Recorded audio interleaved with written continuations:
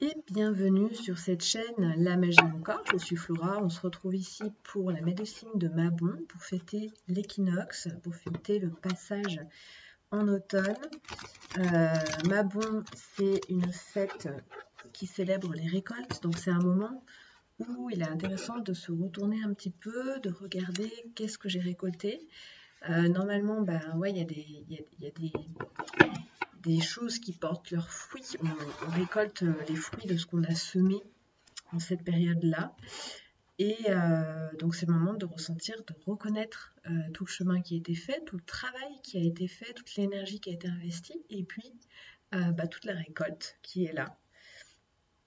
Aussi de trier cette récolte. Il y a peut-être des choses qu'on récolte qui nous vont moyen, et puis d'autres qui nous vont bien. Donc c'est cultiver aussi la gratitude pour toutes les ressources, pour tout ce qui est l'abondance qui est là. Et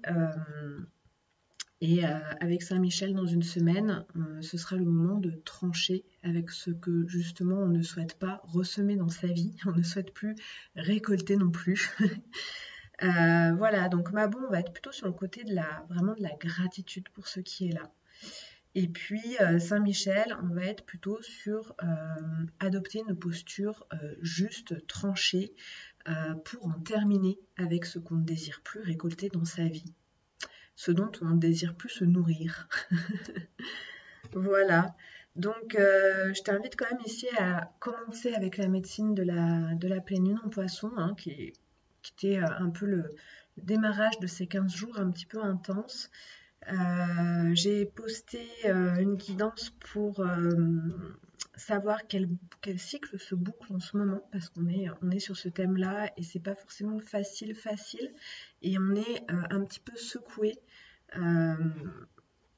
à différents endroits, simplement pour sortir du déni, regarder les choses avec clarté, avec lucidité, se positionner avec clarté, avec lucidité. Sachant qu'il y a beaucoup de choses encore qui sont assez floues pour la suite, où il y a quand même l'idée ici de laisser faire, de laisser mourir, sans savoir encore quelle forme prendra demain.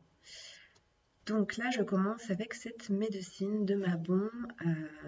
Donc, je me branche sur le collectif et cette fête de Mabon 2024, qu'est-ce que cet esprit de Mabon, qu'est-ce qu'il a à nous raconter?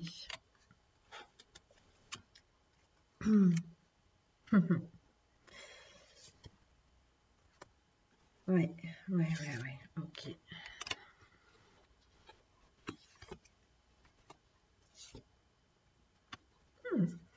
Mhm. Très très bien. Bon, la clarté ne sera pas pour la fête de Mabon, mais c'est vraiment intéressant de regarder quand même ce qui est là. Et il y a quand même apparemment des choses un peu concrètes sur lesquelles se reposer pour ce passage de Mabon. Donc ici on est avec une médecine, j'ai 9 cartes sous les yeux, je vais te présenter les 3 premières cartes. Si jamais ça te parle, tu peux me commander l'extension. Je compléterai également avec des oracles pour que tu aies quand même des indications, même si tu t'arrêtes ici. Voilà, puis si tu viens dans l'extension, on va descendre beaucoup plus en profondeur pour aller capter ce message de l'esprit de Mabon, de cette période, de ce passage de l'équinoxe d'automne 2024. Alors, on commence avec un 9 d'épée à l'envers. On continue avec un 7 de pentacle à l'envers. Et pour cette intro, on va terminer avec un 2 d'épée à l'endroit. On y est, ce 2 d'épée, il sort quasiment en systématique dans toutes les canalisations et les guidances que je fais en ce moment. Il y a vraiment une idée ici on est vraiment poussé à se brancher à l'invisible, à se brancher à l'intuition et à lâcher les apparences. À sortir d'une... ici, ça me parle d'une illusion, l'illusion de l'apparence, des masques qui sont maintenus. Et vraiment s'en remettre à ce que je sens derrière les apparences. Toujours en faisant une différence entre les peurs que je projette et la réelle intuition et la réelle guidance que j'entends et que je ressens.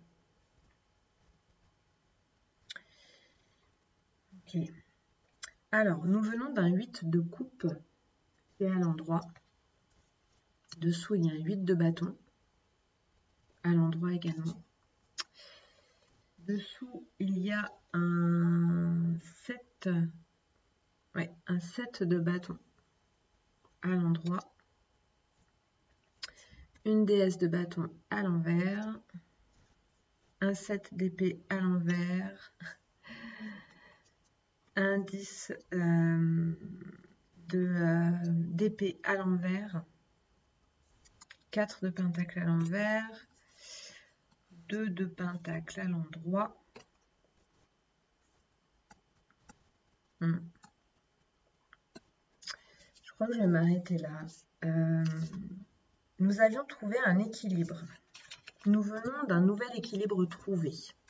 Donc déjà par rapport à la gratitude qu'on peut cultiver pour cette fête de Mabon, il y a l'idée de regarder à quel point il y a des domaines de notre vie, voire tous les domaines de notre vie qui sont beaucoup plus équilibrés qu'auparavant.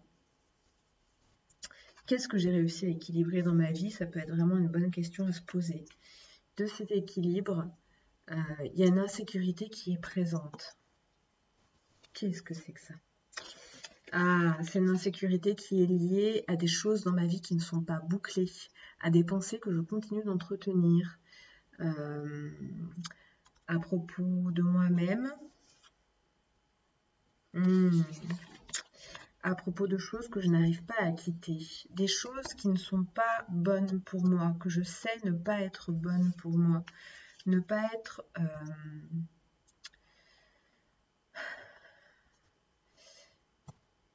des choses que je n'arrive pas à boucler, des pensées que je continue à entretenir à propos de personnes ou de contextes que je n'arrive pas à quitter, que je sais pourtant qui ne sont pas adéquats aujourd'hui pour qui je suis et qui ne sont pas... c'est des personnes et des contextes qui ne sont pas dans la reconnaissance de la lumière que je porte en moi. C'est des personnes et des contextes qui n'ont pas regardé ni vu qui je suis, qui ne me reconnaissent pas, en fait. À partir de là, on a un 7 de bâton, on a vraiment une concentration sur la lumière, on essaye de ramener... on met pas mal d'énergie ici, on a un 7 de bâton suivi d'un 8 de bâton qui nous parle d'un état... ici, je ressens un état de tempête, d'une énergie qu'on a surinvestie. Justement dans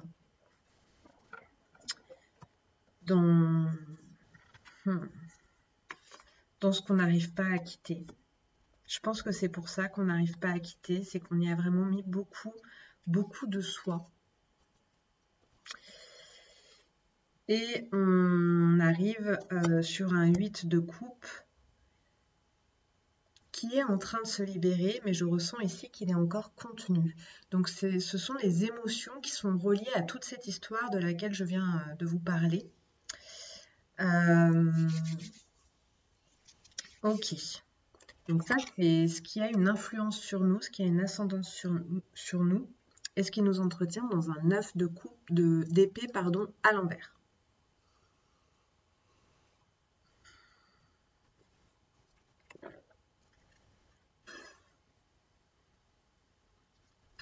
Donc ce que nous n'arrivons pas encore à quitter, et ça peut être très bien au niveau des pensées, même si dans les faits, je pense qu'on n'a pas réussi à quitter non plus en fait. On n'a pas réussi à se mettre en mouvement, il y a des pensées qu'on continue d'entretenir, qui nous maintiennent dans de l'insécurité parce qu'en fait, Tant qu'on continue de rester dans ces contextes ou avec ces personnes qui ne nous reconnaissent pas dans notre valeur, c'est comme si j'ai dit dans notre valeur, alors que c'est des personnes qui ne captent pas notre lumière en fait. Comme des personnes qui ne nous voient pas. Simplement parce qu'elles ne sont pas en résonance avec la lumière qui nous traverse. D'accord? Donc elles captent pas. C'est pas leur. C'est un peu comme si on n'était pas en résonance avec leur monde, en fait. Et nous, il y a ici un peu l'idée de s'obstiner à rester quand même là-dedans, en sachant déjà que ça ne le fait pas. Mais en fait, oui, on a tellement mis d'énergie, on a tellement donné de soi dans ces différents contextes ou ces différentes relations. Ça peut être aussi des travails ici, hein. Ça peut être des contextes familiaux, ça peut être tout un tas de choses.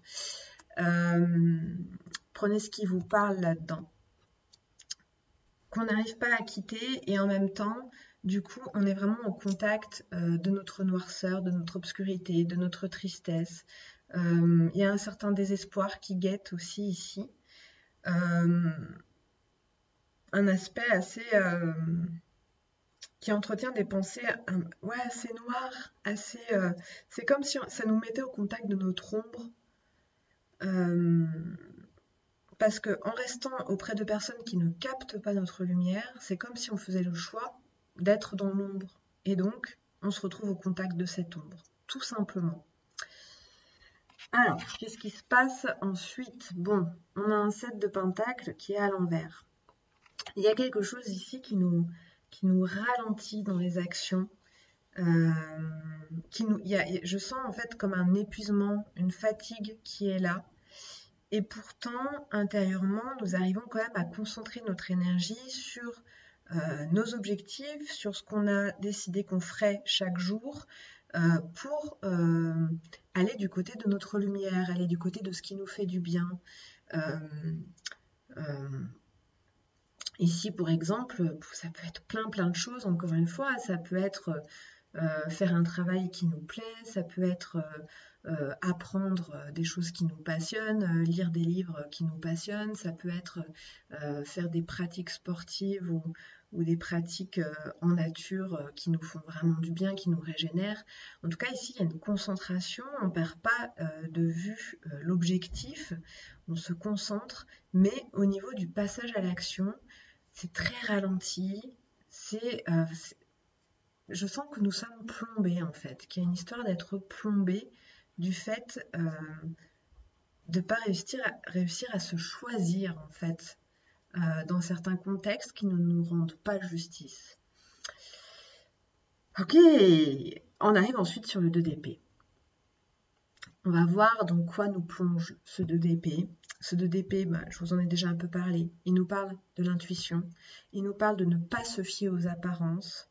Et ici, ça peut me parler pour certains d'entre nous de rester dans des relations où, en apparence, ou de continuer de nourrir, même intérieurement, des relations où, en apparence, les personnes sont très sympas, sont très gentilles, c'est des grands sourires, c'est super. Mais en fait, dans les faits, il n'y a personne. Il n'y a rien. En fait, dans les faits, c'est toujours nous qui faisons un pas vers l'autre, c'est toujours nous qui nourrissons, qui donnons du grain à moudre à la relation, qui mettons du bois dans la cheminée pour que ce soit une relation chaleureuse. Voilà. Donc, il y a cet exemple-là qui me vient vraiment, où ici, c'est important vraiment de se mettre au contact de notre intuition. Et l'intuition, elle est beaucoup reliée à notre énergie vibratoire. Ici, on est complètement plombé. Il y a quelque chose qui nous plombe, en fait. Et donc, et tout ce qui est pourtant simple devient extrêmement lourd et difficile. Donc ça montre bien qu'il y a quelque chose dans notre énergie qui est parasité, en fait. Voilà, bon, on est un peu dans la continuité. Il y avait beaucoup ces thèmes-là pour la guidance de quel cycle se boucle. Je pense qu'on est là-dedans, hein. On est là-dedans. Il y a beaucoup une idée ici d'abus de pouvoir, de manipulation finalement. Pas forcément consciente, hein. Pour certains, si. Il y a des personnes qui manipulent consciemment. Pour d'autres, c'est juste la vampirisation qui n'est pas forcément consciente, mais en tout cas où on arrive au terme de ce fonctionnement-là, où l'on a pris l'habitude de se faire manger la laine sur le dos, en fait. Par incapacité de se reconnaître soi-même, en fait. Et du coup, en acceptant un petit peu des relations qui ne sont pas équilibrées, en fait, ou des contextes qui ne sont pas équilibrés. Encore une fois, ça peut aussi parler d'un contexte professionnel, d'un contexte associatif. Voilà, prenez vraiment ce qui vous parle. Allez, j'y vais avec 3 cartes de l'oracle de Mabon. On a les ténèbres. En toi vit une part sombre qui n'attend que de t'avaler. Donc là, c'est très en résonance avec ce 10 d'épée, ce 9 d'épée à l'envers. Ouais, c'est vraiment, on a le 10 d'épée ici en dos de deck, donc c'est vraiment un cycle qu'on n'arrive pas à boucler. Il y a quelque chose qui est plus fort que nous, et on peut être certain ici qu'on rejoue notre blessure primordiale, blessure d'abandon, blessure de rejet. Il y en a plein d'autres, blessure d'abandon, blessure de rejet, blessure d'humiliation, blessure de trahison. Et il y en a une autre. Moi, j'aurais tendance à dire qu'il y a aussi la blessure d'être envahi. Mais je sais qu'elle n'existe pas dans les 5 blessures qu'on connaît habituellement, là. La blessure d'intrusion, en fait, de ne pas être pris en considération dans son espace. Bon, on est au contact de ça. Et c'est très bon, en vérité. Parce qu'on le retraverse. En ce moment, on le retraverse de manière assez exacerbée, hein. Ça peut aussi donner l'impression qu'on n'avance pas d'un clou, qu'on fait du surplace, ou qu'on a pensé avancer depuis longtemps, depuis plusieurs années, et qu'en fait, là, on retombe au même endroit, que là, d'où on s'était justement extrait il y a déjà peut-être plusieurs années, plusieurs mois. Tout va bien. On revisite ici, c'est vraiment pour libérer une ultime fois. Pour se choisir et choisir de nourrir la lumière en soi une ultime fois. Et donc, on revisite nos ténèbres intérieures. Donc, deuxième indication. Le rosaire. Sculpte tes compétences en répétant tes intentions. Le sens alimente la magie. Donc ici, c'est dingue parce qu'elles sont vraiment en résonance. On est avec la carte 43, on tombe sur du 7, 4 et 3. Et on est sur ce 7 de pentacle à l'envers qui veut aussi dire ça. C'est que dans la matière, notre ombre nous ralentit. Quand on parle d'une ombre qui est prête à nous avaler, c'est vraiment ça. Quand je parle d'énergie parasitée, en restant dans ce contexte qui ne capte pas notre lumière, on entretient notre propre ombre. Et cette ombre nous avale en fait.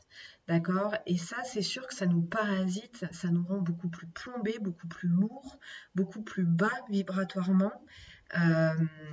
Et on se fait parasiter et on est ralenti dans nos actions. Ici, l'idée, c'est de faire appel à la magie.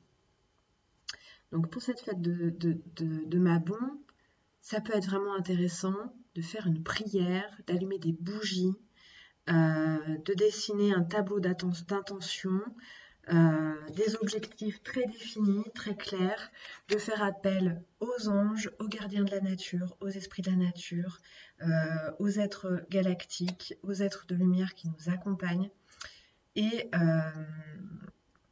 nommer, verbaliser tous nos souhaits, remercier également pour tout ce qui est déjà présent dans notre vie. C'est vraiment important de nourrir cette gratitude. Justement, ça aide à s'élever dans les vibrations et se mettre de nouveau au contact de notre lumière. En tout cas, on peut vraiment faire appel ici à la magie. On nous parle du rosaire. Donc le rosaire, ça me fait aussi penser au rosaire de Marie. Alors prenez ce qui vous parle, mais vous pouvez prendre un chapelet et prier, répéter les prières que vous connaissez, en apprendre quelques-unes, les répéter, vous mettre dans un état un peu méditatif, en prière. En tout cas, il y a ici l'idée vraiment de retrouver un sens, de se refixer des objectifs afin de retrouver cette clarté, parce que pour l'instant, on est avalé par notre ombre. Donc, il y a beaucoup de flou qui est là. Il y a des nuages qui obscurcissent un petit peu nos pensées. Ok, ça va bien se passer. La reine des morts, ne crains pas la rage de ton feu intérieur. Il peut y avoir beaucoup de colère qu'on ressasse intérieurement sans être capable de quitter. Donc ce feu, sois au contact. C'est ta force, cette rage intérieure, cette colère, c'est ta force, c'est ta puissance, c'est ta liberté d'agir. C'est la puissance de ta férocité qui attend de te goûter pleinement.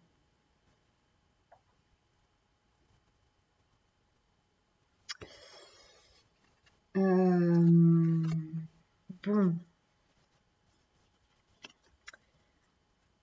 Toute cette impuissance nous fait ressentir de la colère, et cette colère, c'est l'énergie qui va nous permettre de nous relier à nous-mêmes et de nous extraire tranquillement de ce qui n'est plus bon pour nous.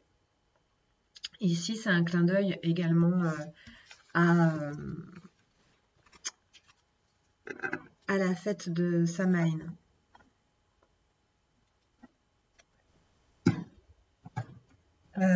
Donc, il y a sûrement... voilà, le processus est en cours. Le processus est en cours, ça suit son cours.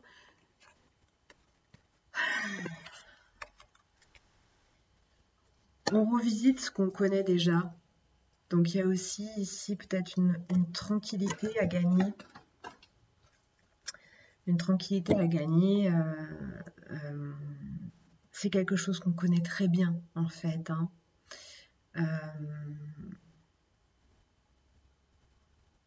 Et on sait aujourd'hui que ce n'est pas que cette ombre-là qui nous met dans un état, ça peut nous mettre dans un état d'angoisse, de fébrilité, d'anxiété. On sait très bien que ce n'est pas nous. Lorsqu'on est dans cet état, nous ne sommes pas au contact de qui nous sommes vraiment. Bon, on va voir la suite dans l'extension.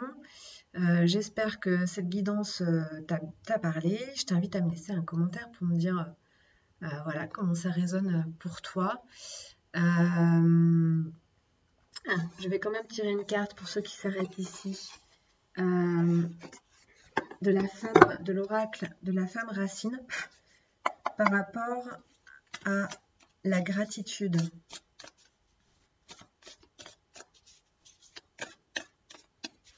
Donc en même temps, cette ombre qui est très apparente dans ce passage de Mabon, ça nous montre aussi ce qu'il y a à rééquilibrer dans notre vie. C'est important de voir que tout ce que nous sommes amenés à boucler,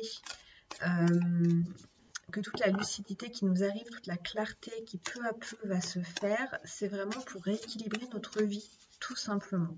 Pour vivre une vie qui est beaucoup plus juste avec nos aspirations. Donc il n'y a pas de mal ici. Waouh, magnifique. C'est la carte de l'oracle. Les enracinés. Donc ça, moi on me dit que ça c'est notre force, c'est notre puissance.